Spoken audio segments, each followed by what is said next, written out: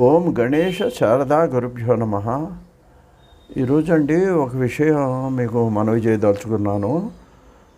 చాలామంది ముఖ్యంగా శ్రావణ మాసంలోనేమో ఈ మంగళగౌరి వ్రతాలు, వరలక్ష్మి వ్రతాలు ఇవన్నీ కూడా ఎంతో భక్తి శ్రద్ధలతో అమ్మవారిని పూజిస్తుంటారు. ఈ దేనికండి ఇవన్నీ కూడా భర్త బాగుండాలని, సత్సంతానం కలగాలని, ఇంట్లోనేమో లక్ష్మీదేవి తాండవించాలని ఇవన్నీ చేస్తుంటాం. మీ ఏ భర్త యొక్క క్షేమాన్ని కోరి ఇవన్నీ మీరు చేస్తున్నారో, నిజ జీవితంలో ఆ భర్తతో కీచులాడుతుంటే, చిన్నదానికి పెద్దదానికి అతనితో పేచీలు పెట్టుకొని మొహం ముడుచుకొని ఎడమొహం పెడమొహంగా ఉంటే, తగాదాలు ఏమన్నా వచ్చిన వాటిని కూడా పెంచుకుంటూ ఉన్నట్లయితే మీ ఇంట్లో లక్ష్మీదేవి ఉండదు అని మనకు పెద్దవాళ్ళు చెప్తున్నారండి. అందువల్ల మనం గమనించాల్సింది ఏంటంటే, భార్యాభర్తల యొక్క అన్యోన్యమే అసలైనటువంటి లక్ష్మీప్రదము అనే విషయాన్ని మనం గమనించాలి.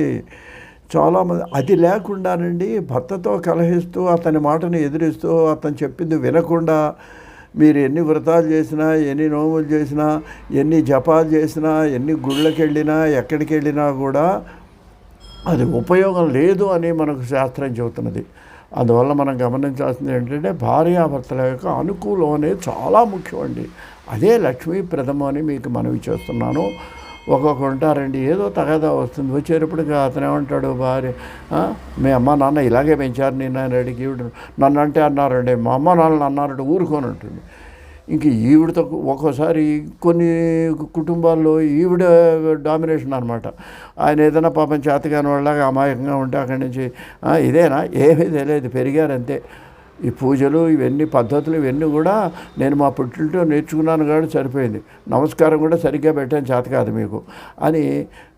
ఏమండి, భర్త అమాయకుడు కావచ్చు, లేకపోతే ఆ చేతగాంతనాన్ని నువ్వు 10 మందిలో చేసి అతన్ని చిన్నబుచ్చితే నువ్వు గొప్పదాన్ని అయిపోతావు అనుకుంటున్నావా? అట్లాగే భార్య అమాయకురాలు కావచ్చు, అంత మాత్రాన నలుగురిలో మాటిమాటికి నిందించితే భర్త గొప్పవాడైపోతాడా? అవడండి. ఆ కుటుంబం లోకు అవుతుంది, బంధువుల్లోనూ స్నేహితుల్లోనూ. అది మనం గమనించి భార్యాభర్తలు సర్దుకుపోయి ఒకళ్ళ యొక్క లోపాలను ఒకళ్ళు కప్పిపుచ్చుకొని అది గౌరవంగా గంభీరంగా ఉన్నట్లయితే ఆ ఇంట్లో సంపద తాండవిస్తుంది. ఇది పెద్దవాళ్ళు చెప్పిన మాట అండి. మీరు ఈ వ్రతాలు నోములు చేసేటువంటి ఈ స్త్రీలు కానీ పురుషులు కానీ గమనించాల్సింది, మీ వ్రతాల కంటే, మీ యొక్క లక్ష్మీ ఆరాధన కంటే అసలైన లక్ష్మీప్రదం ఏమిటి అన్నట్లయితే, భార్యాభర్తలు ఒకళ్ళొకళ్ళు ప్రేమతో మెలగటమే అని మనవి చేస్తూ